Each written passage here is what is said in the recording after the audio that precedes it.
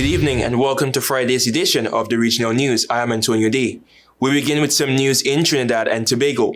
Contractor Steven Samuel has taken legal action against a company, urging a pre-action protocol letter dated July 3rd to address CPEP's CEO Keith Eddy to rescind his termination letter from June 27, 2025 by 3 p.m. on Thursday.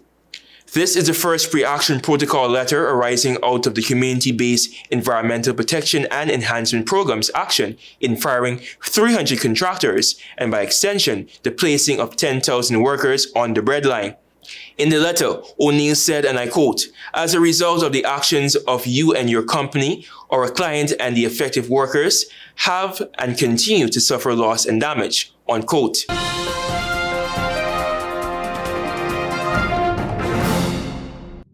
With some news in the Latin Americas, Bolivia's Energy Minister was doused with water and pelted with garbage on Thursday as chaos erupted in Congress during a debate on controversial lithium contracts with Chinese and Russian firms that could bring in investments worth some $2 billion.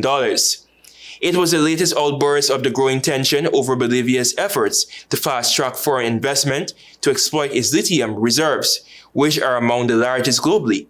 Opposition lawmakers and loyalists of former President Evo Morales disrupted the lower house session that targeted Energy Minister Alejandro Galdo as he tried to defend the pending contracts. And I quote, "They are trying to swindle us," said the opposition lawmaker. Daniel Rojas, one of those opposing the contracts, they say are unfavorable to the state and demanding that profits for Bolivia be secured before the lithium is sold. Thursday's session dissolved into scuffles, with lawmakers pushing, shouting, and throwing stacks of paper at congressional leaders. Video images showed an opposition lawmaker, Maria Salazar, tussling with another member, while a lawmaker later tore away an umbrella from the chamber leader, using it to try to bat away the barrage. Legislators and civic leaders from the mineral-rich Potosi region, home to Bolivia's vast lithium deposits, joined the protests.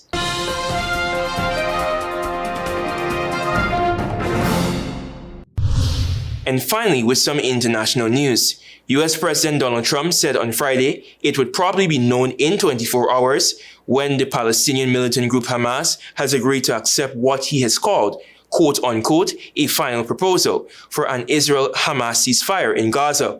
According to Trump, he had spoken to Saudi Arabia about expanding the Abraham Accords, the deal on normalization of ties that his administration negotiated between Israel and some Gulf countries during his first term. Trump said on Tuesday, Israel had accepted the conditions needed to finalize a 60-day ceasefire with Hamas, during which the parties will work to end the war. He was asked on Friday if Hamas had agreed to this latest ceasefire deal framework and said, "We will see what happens. We are going to know over the next 24 hours. Thank you for watching. I'm Antonio Day. Do have a safe weekend.